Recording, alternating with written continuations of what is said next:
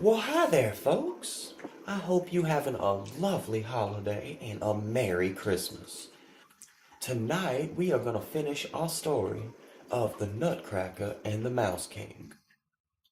Santa sees all your stress, all your spending, all your beverage preferences. And he smiles when you choose Faco Cola. Under his benevolent gaze, remember, joy isn't free, but it sure is bubbly. Remember, buy a Faco Cola today.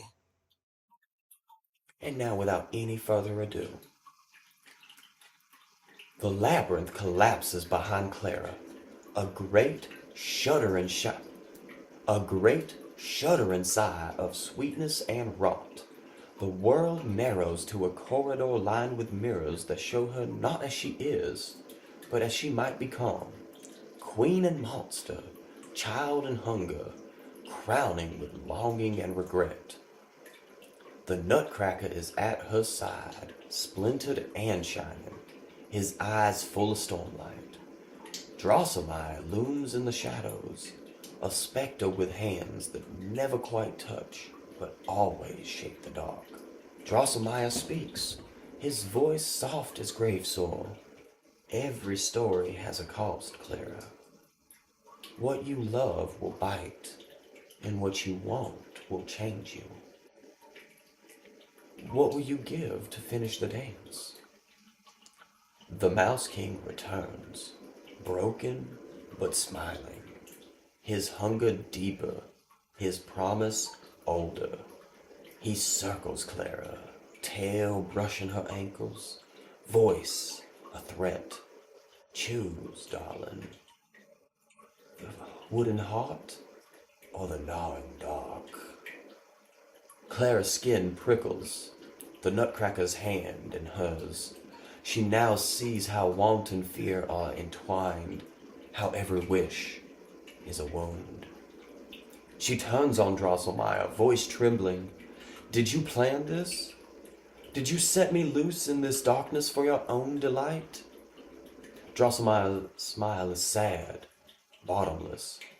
I only wind clocks, Clara. It is your own desire that haunts the hour. The Nutcracker fractures, his shells splitting along unseen seams. His face flickers, boy, mouse, lover, monster, each form shivering, each gaze locked on Clara. She clings to him as the world howls, refusing to let him fall. I'm here, she whispers, voice raw. Don't disappear. Not now.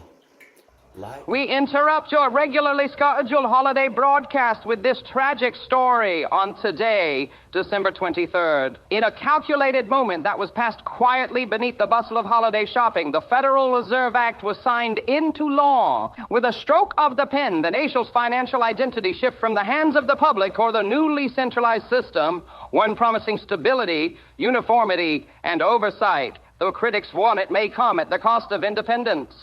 Officials say that the measure will modernize American money, insulating their economy from volatility. Yet skeptics argue that the act places extraordinary power in the hands of a small group, far removed from voters and farmers and factory workers who depend on honest currency to guide their lives. Beyond the ceremonial signing, questions loom about who will decide the value of a dollar, whose interest will be protected, and whether this holiday marks just the season of giving, but the season of turning over financial control. As Bates prepare to shift practices and the public begins to wonder what these changes truly mean, one thing is clear. The American dollar will never again be the same simple paper it once was. Many worry that today is the day regular folks said goodbye to the money they thought they understood. Light and shadow pour from his wounds, painting her hands in longing and fear. Behind them, Drosselmeyer and the fairy watch with bright, hungry eyes, delighted in the unraveling. Clara steps forward, threading her fingers through the nutcrackers, his touch more real than a dream, more dangerous than a memory. No one decides my ending, she says, her voice a challenge and a prayer. The void erupts in white-hot heat. She walks with him, not as child or savior, but as something newly born in the darkness, something that knows both terror and desire.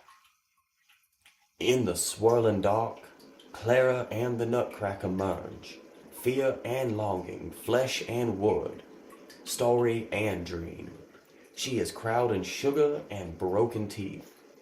He is whole, but changed, his eyes bright with ancient love and new hunger. Drosselmeyer steps forward, his face a mask of pride and regret. Careful, child. The night remembers what it's given and what it's taken. Don't mistake escape for freedom. Clara turns, her gaze steady. I choose both, the sweetness and the bite, the dream and the dark. She claims the Nutcracker's hand, her own trembling, but sure. The world mends itself around her, parlor, tree, midnight hush. But Clara is changed, haunted by the taste of danger, the memory of the abyss. She walks with the Nutcracker at her side, and every shadow in the room bows to her. Drosselmeyer vanishes, perhaps satisfied, perhaps moaning. Outside, the wind howls. Inside, Claire smiles, crowned at last by all she's lost and all she's found. And with that, we finish our lovely tale of the Nutcracker and the Mouse King. I hope you did enjoy the tale. I hope you did enjoy the story. And I hope you guys have a lovely night. Stay warm, stay comfortable, stay safe. Good night.